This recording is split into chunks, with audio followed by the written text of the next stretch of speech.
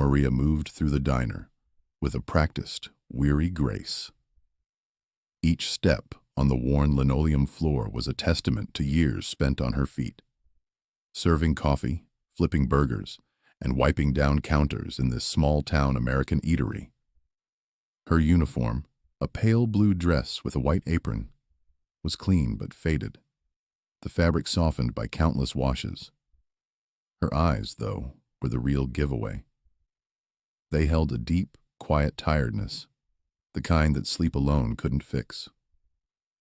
It was a look that spoke of early mornings and late nights, of bills and worries that piled up higher than the dirty dishes in the kitchen sink. She was a fixture here, dependable and efficient, rarely complaining even when a customer was rude or a tip was non-existent. Maria just kept moving, a silent engine driving the diner forward. She'd been doing it for as long as anyone could remember, ever since she'd landed in this town, a young single mother with a baby boy and a fierce determination to make a life for them. The diner was her world, a world where she earned every penny with honest hard work. But every penny felt like a drop in an ocean of needs. Her son Leo was the reason for everything. He was a sweet boy, full of light, but he had a severe physical disability. It meant constant care, specialized equipment, and medical treatments that cost more than Maria could ever hope to earn. Her meager wages barely covered rent, food, and the most basic necessities. Leo's medical bills were a dark cloud always hanging over them, growing bigger with every doctor's visit, every new prescription. Maria often worked double shifts, sometimes even triple, fueled by lukewarm coffee and the image of Leo's smile. It was her driving force, the reason she pushed through the aches and the exhaustion. Today was like any other day. The lunch rush was in full swing. The clatter of plates, the sizzle from the grill, the murmur of conversations. It was all a familiar soundtrack to Maria's life. A group of teenagers laughed too loudly in a booth, their scattered fries a future cleanup job. An elderly couple sat quietly by the window, sipping their coffee, lost in their own world. Maria refilled cups, took orders, and delivered food, a polite smile fixed on her face. She listened to complaints about cold toast and requests for extra napkins, her mind elsewhere, always drifting back to Leo. She wondered if his physical therapist had come by, if he'd eaten his lunch, if he was happy. Then the diner door opened, letting in a gust of cool air and a tall, imposing figure. He wore a simple baseball cap, pulled low, and dark sunglasses that hid most of his face. He moved with a quiet power, a presence that made a few heads turn, even if they couldn't quite place him. Maria noticed him, of course. She noticed everyone who walked through her door. He chose a booth in the back, settling in with his back mostly to the room, blending in as much as a man of his size could. This was David, the Destroyer Stone, the WWE champion. He was in town for a charity event, a meet and greet with local kids later that afternoon. He had a few hours to kill, and had ducked into the diner, hoping for a little peace and quiet. He liked the unassuming feel of the place, the smell of coffee and frying bacon. He took off his sunglasses for a moment, scanning the room. His eyes, sharp and alert, took in the worn interior, the busy staff. He watched Maria. There was something about her. Her movements were efficient, almost robotic, but there was a subtle sadness in her eyes, a kind of deep-seated weariness that he recognized. She wasn't loud or flashy. She just did her job, moving from table to table, always with a polite nod or a soft, "Can I get you anything else?" David had seen many faces during his travels, faces of fans, rivals, and strangers. But Maria's face, with its quiet strength and underlying sorrow, caught his attention. He sensed there was a story there, something beneath the surface of the busy waitress. He couldn't put his finger on it, but a feeling of quiet curiosity settled over him as he watched her. He ordered a black coffee and a piece of apple pie, his gaze occasionally drifting back to Maria as she navigated the crowded diner. Suddenly, the diner door opened again, and this time, Maria's whole demeanor changed. Her tired eyes lit up, a genuine, joyful smile spreading across her face, chasing away the weariness for a moment. Her son Leo was there. He was in his wheelchair, pushed by their kind neighbor, Mrs. Henderson. Leo was small for his age, his limbs a little stiff, but his eyes were bright and full of life. His disability was clear to anyone who looked, but to Maria, he was just her boy, her everything. Maria quickly excused herself from a table and rushed over to them, her smile beaming. She knelt beside Leo's wheelchair, gently brushing his hair back from his forehead. "Hey, my sweet boy." "What a surprise," she murmured, her voice soft and full of love. Mrs. Henderson smiled, explaining that Leo had wanted to see his mom during her break. Maria's break was usually just long enough to grab a quick bite herself, but today she knew what she had to do. She led Leo and Mrs. Henderson to a quiet booth in the corner near David's. Taking a moment, she placed a fresh napkin on Leo's lap. She had a small container of pureed food she'd prepared for him earlier that morning. With infinite patience, she spoon-fed him, making airplane noises, coaxing him to eat. She wiped his mouth gently, helped him take a sip from a straw. Every movement was slow, deliberate, filled with a tenderness that made David pause with his own pie. He watched Maria, completely absorbed in her son. Her attention was undivided, her love clear in every gentle touch, every soft word. The contrast between her earlier efficiency and this raw, open affection was striking. David, still trying to remain unnoticed in his booth, observed the scene. He saw the small, loving gestures Maria made, the way she looked at Leo as if he were the most precious thing in the world. He noticed the subtle, almost imperceptible glances from other patrons. Some curious, some sympathetic. Some, he felt, a little judgmental. Maria, however, seemed oblivious to them, her focus entirely on Leo, creating a small, protective bubble around him. Leo, despite his physical limitations, radiated a quiet joy. He giggled when Maria made a silly face, his small hand reaching out to touch her cheek. Maria responded with a genuine laugh, her eyes sparkling. In that moment, surrounded by the diner's noise, they were in their own world. David felt a growing sense of empathy for Maria. He admired her strength, her unwavering commitment. He had seen courage in the ring, but this was a different kind of strength, a quiet, everyday heroism that deeply moved him. He finished his pie, but his eyes never left the mother and son, the warmth of their bond, a stark contrast to the cold reality of their struggles. He finished his pie, but his eyes never left the mother and son, the warmth of their bond, a stark contrast to the cold reality of their struggles. David watched as Maria carefully cut a small piece of pancake from a plate she had brought over, holding it up for Leo. Leo opened his mouth a little, his eyes fixed on his mother. Maria made a soft choo-choo sound as she guided the fork to his lips. A tiny smile played on Leo's face as he chewed slowly. Maria then offered him a small sip of water from a special cup, holding it steady for him. Her patience was endless, her movements practiced and gentle. She talked to him in a low, comforting voice, telling him about her day, about a funny customer, about the weather outside. Leo couldn't speak much, but he responded with soft sounds and bright, engaged eyes.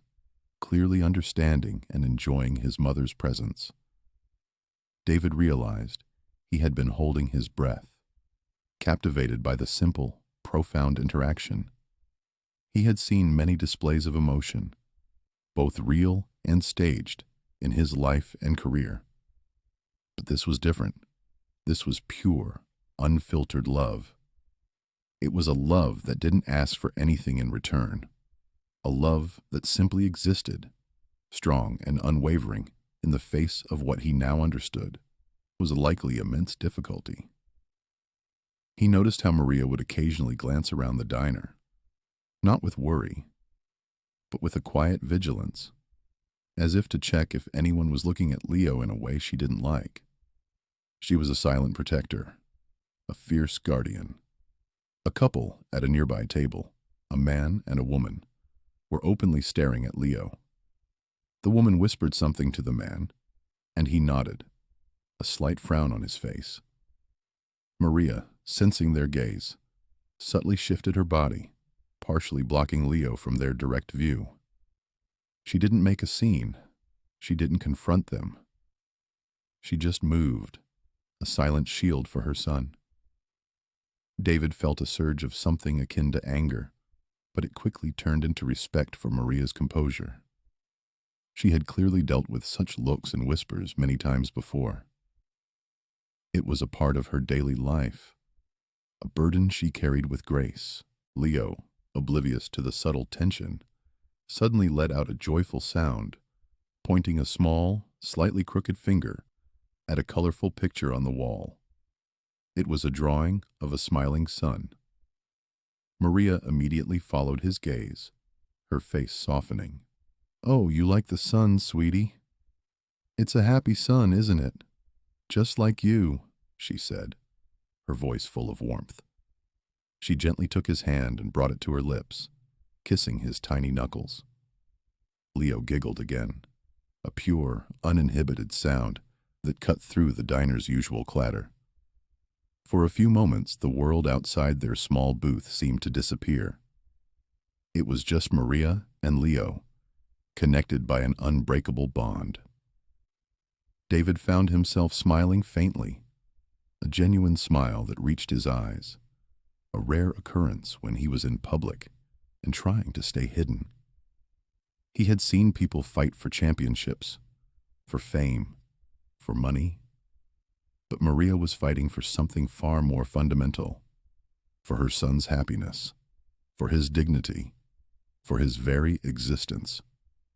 And she was doing it with a quiet strength that was more powerful than any punch he had ever thrown. He thought about his own life, the accolades, the roar of the crowds, the financial security. He had achieved so much, yet watching Maria, he felt a strange sense of humility. Her struggles were so much more real, so much more immediate. The kind neighbor, Mrs. Henderson, eventually stood up. "All right, Leo, it's time for us to go now. Mama needs to get back to work." Leo made a soft, protesting sound, clinging slightly to Maria's hand. Maria stroked his hair. "I'll see you very soon, my love. Be a good boy for Mrs. Henderson, okay?" She gave him a lingering kiss on the forehead, then helped Mrs. Henderson maneuver the wheelchair out of the booth. As they left, Maria stood for a moment, watching them go, a wistful look on her face. Then, with a sigh, she squared her shoulders, the joyful light dimming slightly in her eyes, and walked back towards the counter, ready to resume her demanding shift. The brief respite, the moment of pure maternal joy, was over. The weight of her responsibilities, the daily grind, settled back onto her shoulders. David watched her go, a plan starting to form in his mind. He knew he couldn't just sit there and do nothing. He had seen enough to know that Maria was a remarkable woman, a true champion in her own right, facing a battle far tougher than any he had ever encountered in the wrestling ring. He wanted to help, not with a handout, but in a way that truly made a difference. He finished his coffee, his mind racing with possibilities. the image of Maria's tender touch. Leo's bright eyes and the quiet strength of a mother's love had left a deep impression on him. It was a moment that would change more than just his day. It would change lives. The very next day, Maria was back at the diner, pushing through another morning rush. The memory of Leo's smile yesterday was the only thing keeping her going. She was clearing tables, her mind half on the orders and half in the mounting pile of medical bills she knew were waiting for her at home. The diner phone, usually a source of takeout orders, suddenly rang with a shrill, insistent tone. It was located behind the counter, and Maria was closest. She picked it up, her free hand still wiping down a sticky tabletop. "Diner," she said, her voice a little breathless from the constant movement. A frantic voice on the other end answered. It was Mrs. Henderson, Leo's caregiver. "Maria! Oh, thank goodness I reached you. It's Leo. He had another episode.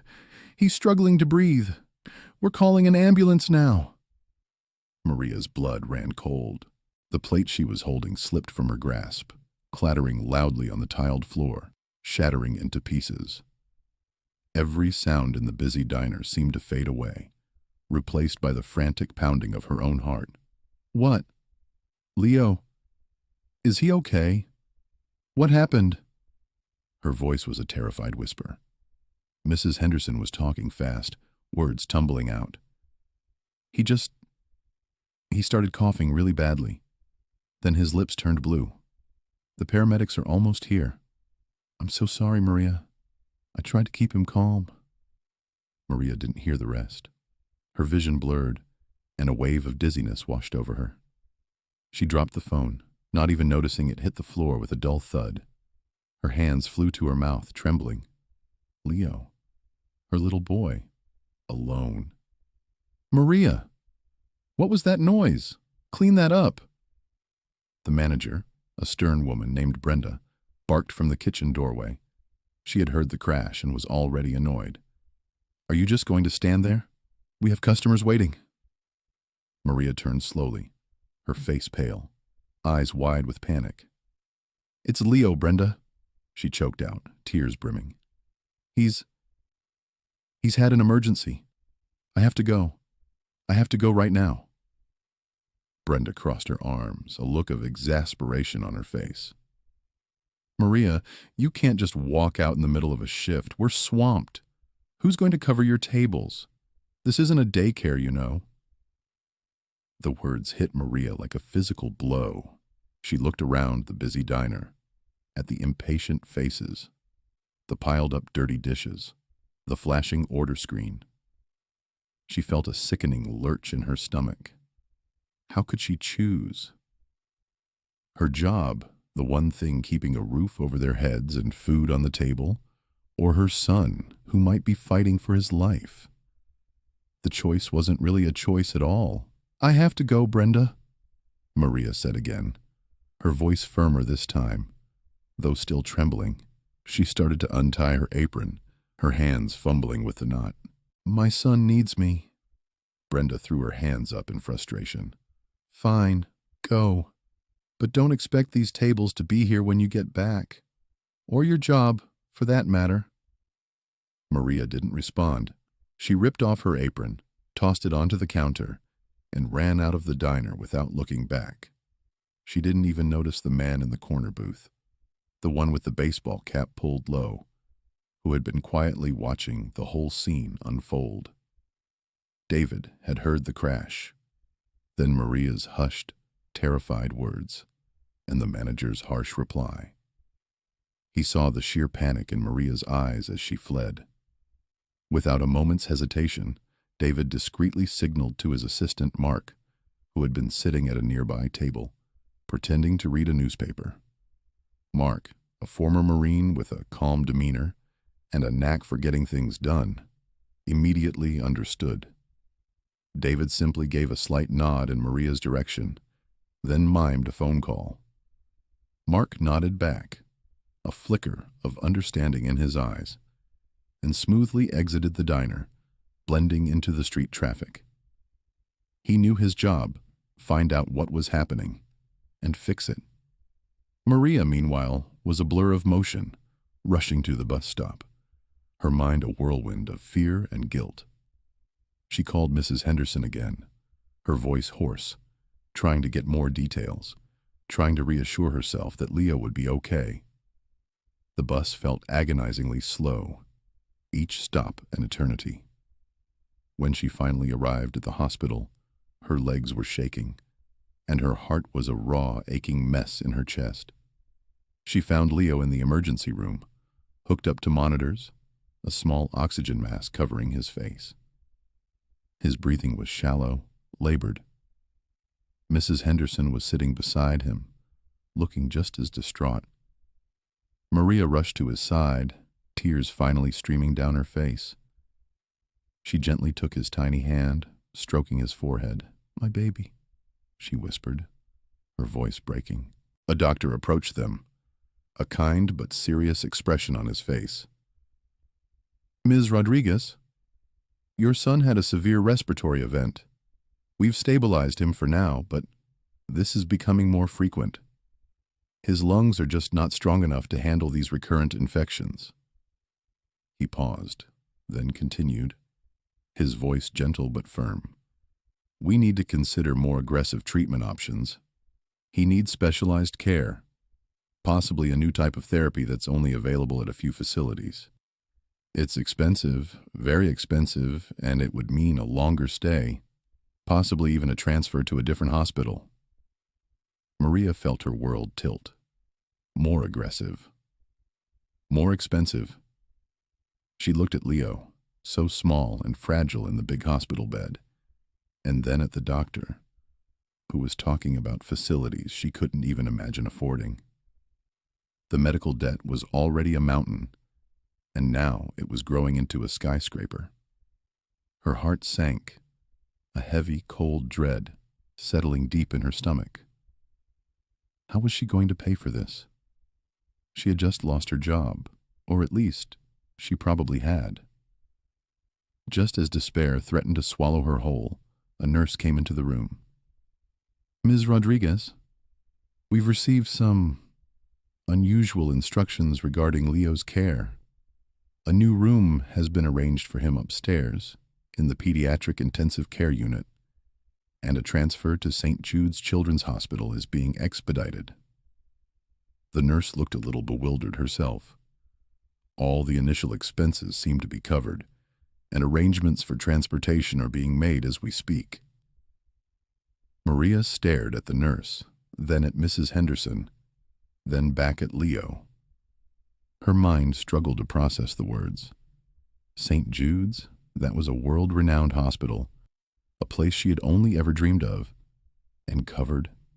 How? By whom? A glimmer of hope, tiny but persistent, flickered within her. She was too overwhelmed to question it, too relieved by the sudden, unexpected reprieve. For the first time in hours, she allowed herself to breathe a little easier, a small, shaky sigh escaping her lips. Someone, somehow, was helping. She just didn't know who. David sat in his private jet, the hum of the engines a low thrum beneath him, as his assistant, Mark, laid out the full report. Mark was efficient, discreet, and had a knack for digging up information without making a fuss. The dossier on Maria Rodriguez was thick, filled with details that painted a stark picture of her life.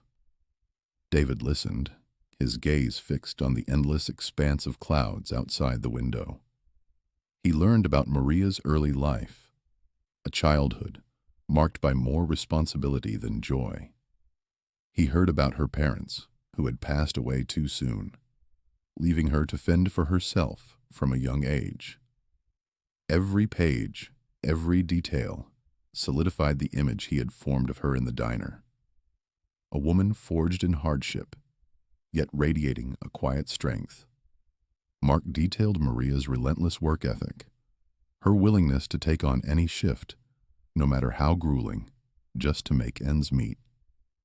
He explained her meager earnings, barely enough to cover rent and basic necessities, let alone the ever-growing mountain of medical bills for Leo. The report outlined the progression of Leo's disability, the increasing frequency of his medical crises, and the emotional and financial toll it took on Maria. David learned about the specific, rare condition Leo suffered from, a complex neurological disorder that required highly specialized and incredibly expensive treatments. He saw photos of Leo, small and frail, but with a bright, hopeful look in his eyes, a look that mirrored Maria's quiet resilience.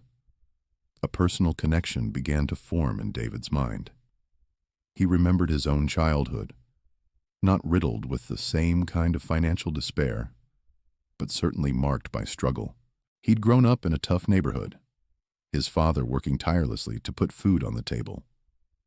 David had found his escape, his path to success, through sheer physical will and determination in the wrestling ring. But he recognized the same fierce drive in Maria, a different kind of strength, perhaps even more profound, born from unconditional love for her child. He saw a part of himself in her, that unyielding refusal to give up, no matter the odds. His admiration for her grew exponentially, turning his initial impulse to help into a firm, unwavering resolve. This wasn't just about charity. It was about recognizing and supporting a truly remarkable human being. With the full scope of Maria's situation laid bare, David started to formulate a comprehensive plan. He wasn't interested in a quick fix or a temporary bailout. He wanted to provide a solution that would fundamentally change their lives, offering long-term stability and genuine hope. He thought about Leo's medical needs first. St. Jude's was a good start, but what about beyond that? What about the daily care, the specialized equipment, the therapies that would improve his quality of life? And Maria, what about her?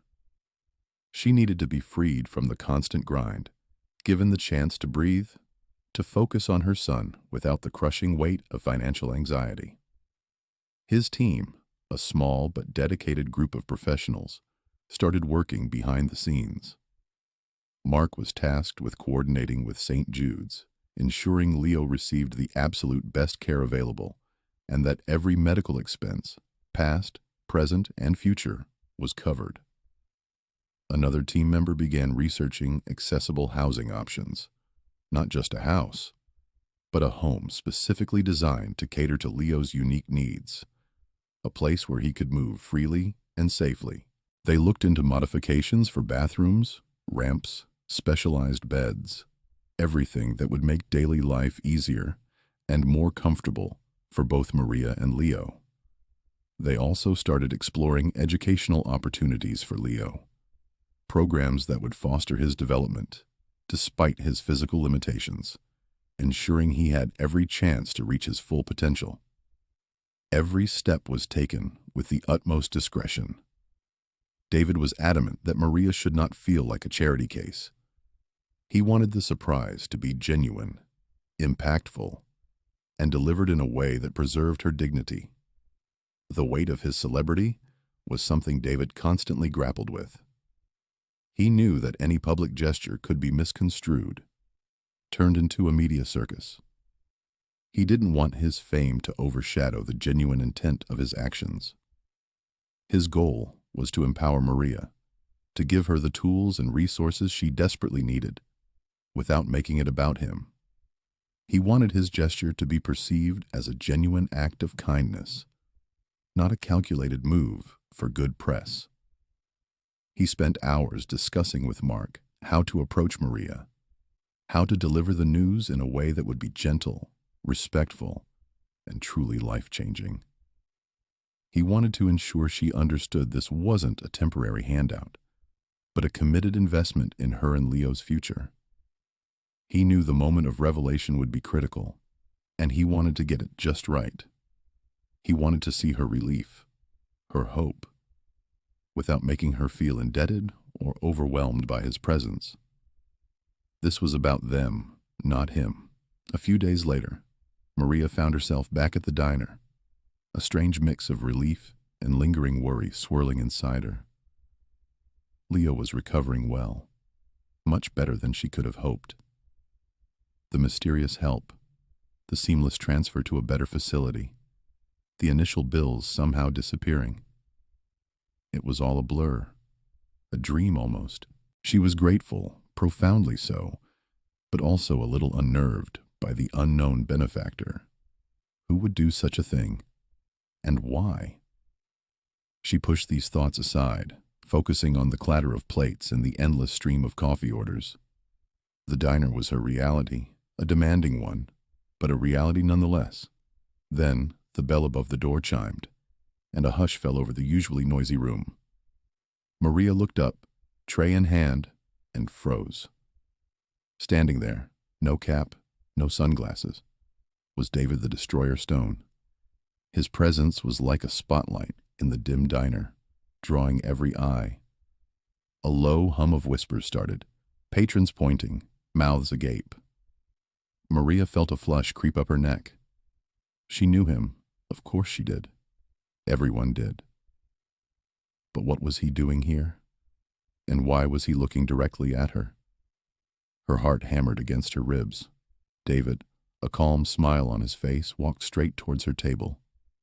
He was even bigger in person, a towering figure that made the diner feel small. Maria felt her palms sweat. She managed a weak, "Can I help you, sir?" Her voice sounded tiny, foreign to her own ears. David just smiled, a genuine, warm smile that softened his formidable appearance. "Maria, right?" he asked, his voice deep and surprisingly gentle. She nodded, speechless. "I need to talk to you," he continued. "Privately, if possible. After your shift, perhaps?" He glanced around the diner, acknowledging the stares but not reacting to them. Maria, still reeling, could only nod again. "Okay," she managed to squeak out. He gave another small nod, then found an empty booth at the back, pulling out a book and settling in, seemingly oblivious to the dozens of eyes still fixed on him. The rest of Maria's shift was a blur of nervous energy. She spilled coffee twice, mixed up orders, and felt the constant pressure of David Stone's presence in the back booth. Every time she glanced over, he was there, reading, occasionally looking up to observe the diner, but mostly just waiting. The other waitresses were buzzing, trying to get her to spill details, but Maria had none. She was as confused as they were. Finally, the last customer left. The chairs were turned up on tables, and the manager gave her a weary nod to go home. David closed his book and stood up, his gaze meeting hers. "Thank you for waiting," Maria said, her voice still a little shaky as she approached his booth. "What can I do for you, Mr. Stone?" David took a deep breath. "Maria," he began, his voice serious now, "I need to confess something. I was here a few days ago when Leo came to visit you." Maria's eyes widened. "I saw everything. I saw how you are with him, how you care for him, and I saw how much you were struggling." He paused, letting that sink in. "I was the anonymous benefactor who helped Leo get admitted to St. Jude's and covered his initial expenses." Maria stared at him, her mind struggling to process his words. The wrestler, the celebrity, had been watching her, and he was the one who had helped Leo. It was too much. Her eyes welled up, tears blurring her vision. You did that?" she whispered, her voice thick with emotion. "But why?" David leaned forward slightly, his expression earnest. "Because I saw a mother's strength, Maria. I saw love that went deeper than any hardship. And I felt a connection, a need to help. What you do for Leo, day in and day out, it's nothing short of heroic." He reached into his jacket pocket and pulled out a thick envelope, placing it on the table between them. "This isn't just about the past few days, Maria.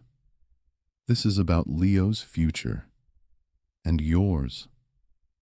Maria looked at the envelope, then back at David, tears now streaming freely down her face. She felt a tremor run through her body, a wave of shock, disbelief, and then a profound, overwhelming sense of gratitude. The weight she had carried for so long, the crushing burden of medical bills, the constant worry about Leo's care, it all felt like it was beginning to lift. She couldn't speak, just shook her head, tears blurring her vision. David continued, his voice calm and reassuring. "Inside that envelope, you'll find documents that outline everything. Full coverage for all of Leo's past, present, and future medical expenses, managed through a dedicated trust. We've also secured an accessible home, fully modified for Leo's needs, ready for you both to move into as soon as you're ready. And there's a trust fund for Leo's education and long-term care, ensuring he will always have the resources he needs." Maria gasped, a sob escaping her lips. This wasn't real. It couldn't be. This kind of thing only happened in movies. But why? She managed to choke out again, wiping her eyes with the back of her hand. "Because it's the right thing to do, Maria," David said simply. "This isn't charity. This is an investment in a brave mother and a wonderful child. It's a recognition of your extraordinary spirit, your unwavering love. You've been fighting this battle alone for too long. Consider this your backup, your support team." He smiled again, a gentle, understanding smile. "Your life and Leo's is about to change. For the better, I promise." Maria looked down at the envelope, then back at David's kind face. The world seemed to tilt on its axis. Her life, once a relentless struggle, was now on the cusp of something she had only dreamed of. A new beginning. A real chance for Leo. A chance for her to finally breathe. The weight was gone, replaced by an unbelievable lightness, a dizzying sense of hope. She knew in that moment that everything was different. And it was all thanks to this unexpected, incredible act of kindness. The days that followed David's revelation were a whirlwind for Maria. She moved through them in a haze of disbelief and gratitude. The first tangible change, and perhaps the most impactful, was Leo's medical care. He was transferred from the local hospital to a specialized facility, handpicked by David's team, renowned for its work with children with complex disabilities. The doctors there spoke a language of hope and possibility Maria had rarely heard before. Leo began receiving state-of-the-art treatments and therapies tailored specifically to his condition. Physical therapists worked with him daily, gentle hands guiding his limbs, encouraging movement. Occupational therapists introduced new tools and techniques to help him with daily tasks, fostering a sense of independence Maria had only dreamed of for him. His quality of life improved visibly, almost immediately. The chronic pain that often shadowed his small face seemed to lessen. He smiled more, a genuine, radiant smile that reached his eyes. There were small, but significant, signs of progress. He gained a little more control over his head movements, a new strength in his arms. Maria watched, her heart swelling with a joy so intense it sometimes brought her to tears. The financial burden, the crushing weight that had been her constant companion, was completely lifted. Every appointment, every medication, every piece of specialized equipment was covered, simply handled by David's foundation. She no longer had to choose between a necessary therapy and putting food on the table. It was a freedom she hadn't known was possible. Then came the new home. Maria and Leo moved into a beautiful, fully accessible house on the outskirts of town. It wasn't ostentatious, but it was perfect. Wide doorways, a ramp leading to the front door, a spacious bathroom with a roll-in shower, and a kitchen with counters at varying heights. Leo's bedroom was a sanctuary, designed to cater to his specific needs, with adaptive furniture and plenty of space for his medical equipment, yet still feeling warm and inviting. Maria remembered the cramped apartment, the struggle of navigating Leo's wheelchair through narrow hallways, the constant worry about accessibility. Now, Leo could move freely, independently, throughout his own home. Maria experienced the profound joy of providing a safe, comfortable, and loving environment for her son, a haven where he could truly thrive. She spent hours just watching him, marveling at the simple ease with which he now moved through his day. With the relentless financial pressure gone, a different kind of space opened up for Maria. The exhaustion that had been etched into her face slowly began to fade. She found herself with time she hadn't had in years, to think about herself, her own aspirations. She considered further education, perhaps something in healthcare, inspired by Leo's journey and the incredible professionals who now surrounded him, or maybe a career path that aligned with her long-dormant passion for art. Her spirit, once burdened and weary, began to soar. She started taking evening classes online, exploring subjects she'd always been curious about. It felt strange, almost selfish at first, to focus on her own growth, but David had assured her it was part of his gift to empower her, not just Leo. The local community reacted with a mixture of surprise, curiosity, and eventually profound admiration for David's generosity. The story, initially whispered, spread quickly. The Destroyer Stone, the famous WWE champion, had quietly taken Maria and Leo under his wing. People who had once given Maria pitying glances now looked at her with respect, even awe. She became a symbol of hope and resilience, a testament to the unexpected kindness that can emerge from the most unlikely places. The story inspired others, sparking conversations about helping neighbors, about looking beyond appearances, about the power of a single act of kindness.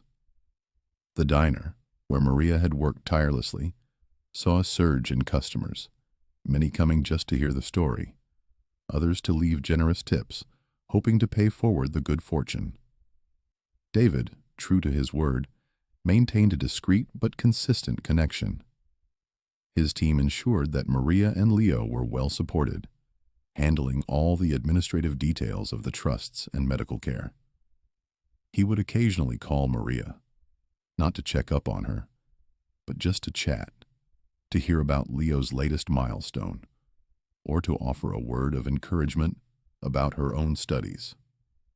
His involvement was genuine and long-term, far from a one-time gesture or a publicity stunt.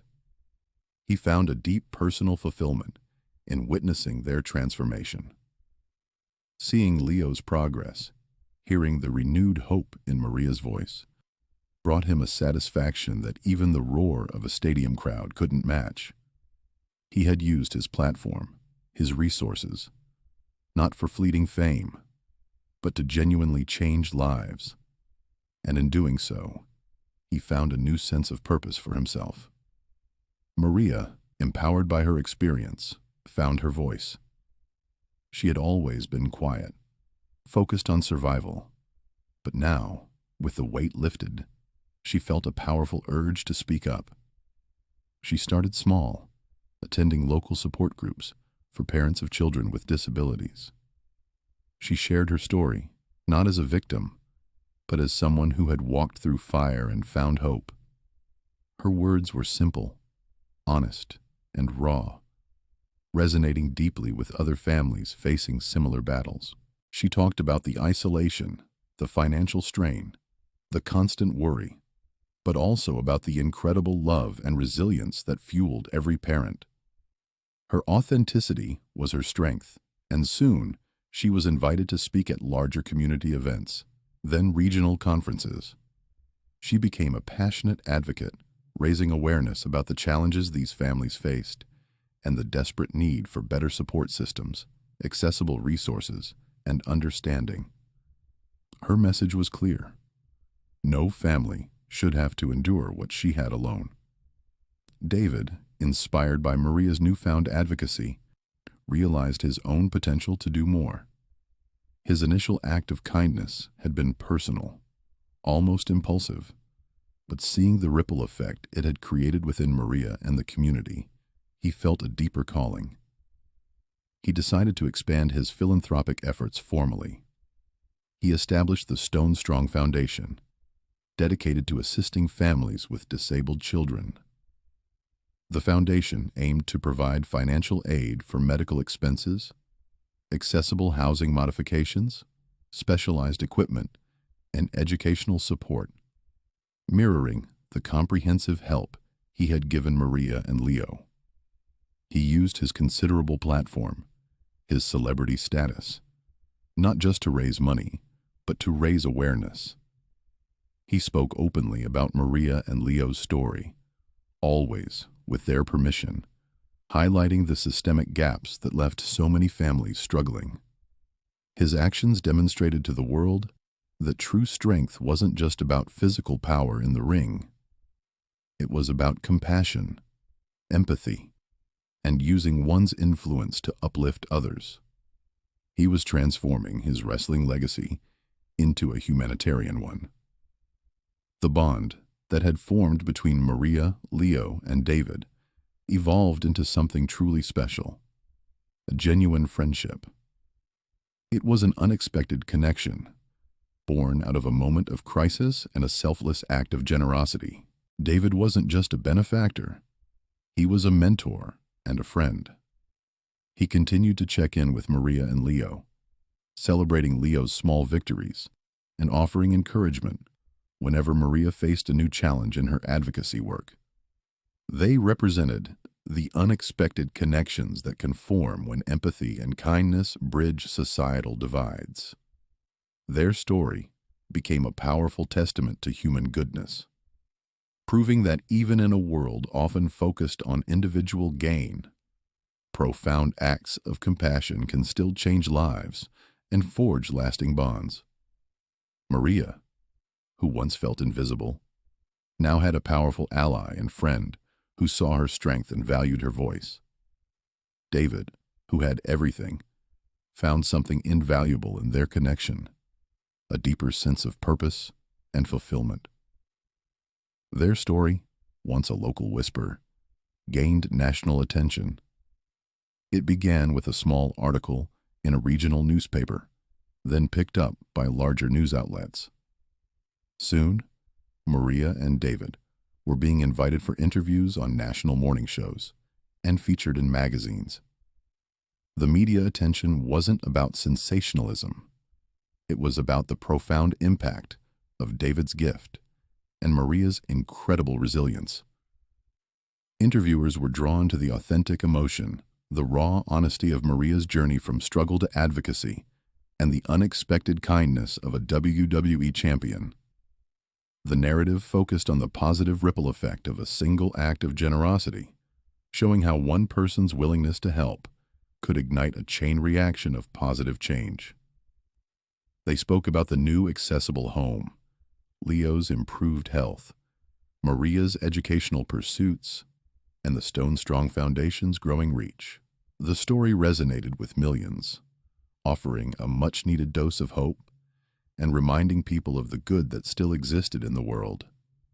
It was a refreshing change from the usual headlines, a story that championed human connection and selflessness.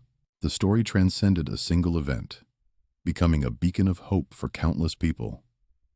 It wasn't just about Maria and Leo anymore. It was about every family struggling with disability, every person feeling unseen or unheard.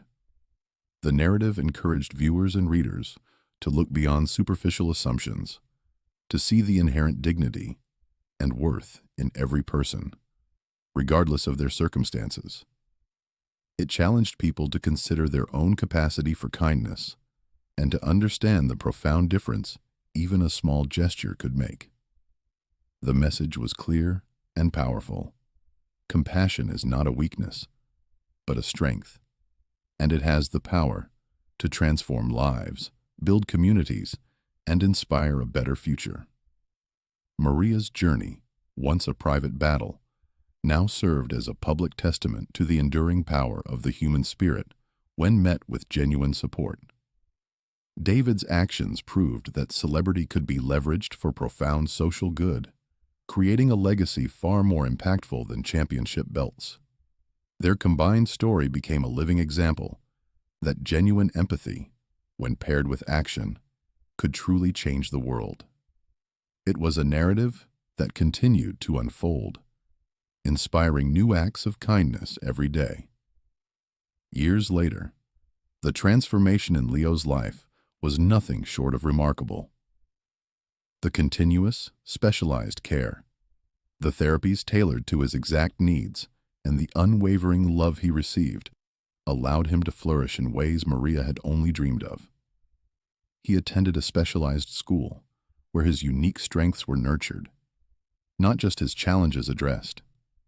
He participated in adaptive sports, finding joy and a sense of accomplishment in activities specifically designed for him.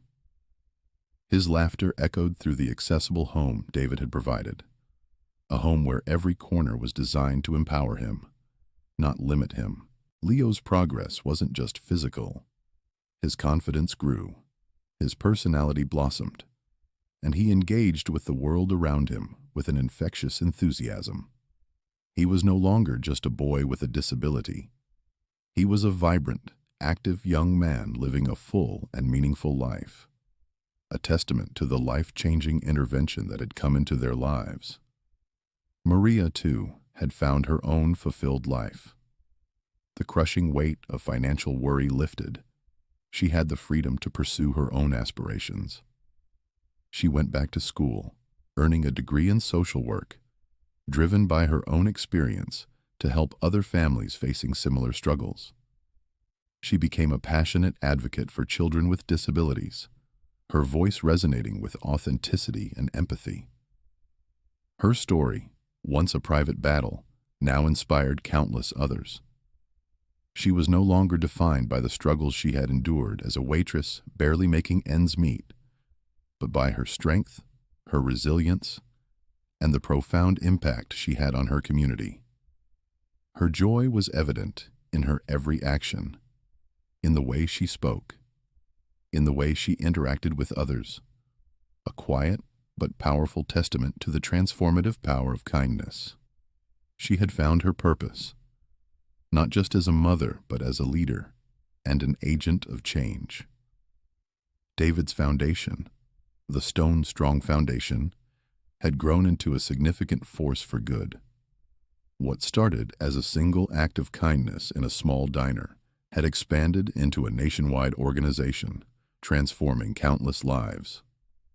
David used his massive platform, not just for entertainment in the wrestling ring, but for genuine social impact. He funded research, supported families, and advocated for policy changes that benefited the disability community.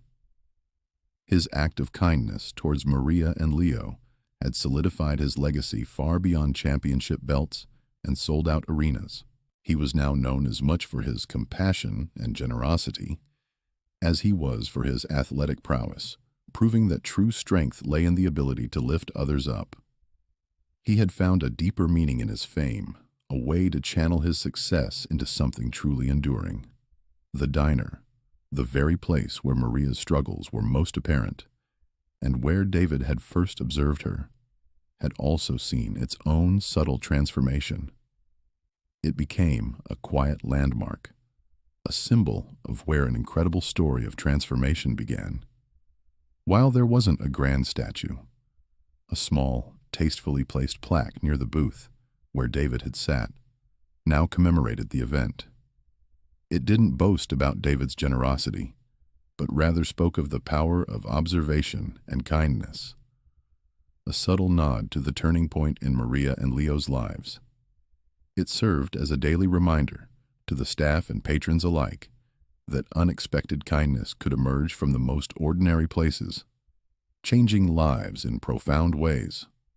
The diner, once just a workplace, now held a special place in the community's heart, a quiet monument to hope. Maria, having received so much, found an immense desire to give back.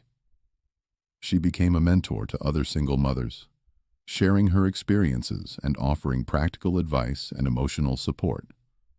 Her foundation, inspired by David's, focused on local initiatives, helping families navigate the complex systems of care for disabled children. The story of Maria, Leo, and David concluded not with an ending, but with a continuous cycle of giving. Their journey became a powerful message about the ripple effect of generosity, illustrating how one single act of kindness, born from empathy in a humble diner, could inspire a chain reaction of positive change that touched countless lives and continued to echo through generations. It was a testament to the enduring human spirit and the boundless potential of compassion to heal, uplift, and transform the world, one life at a time.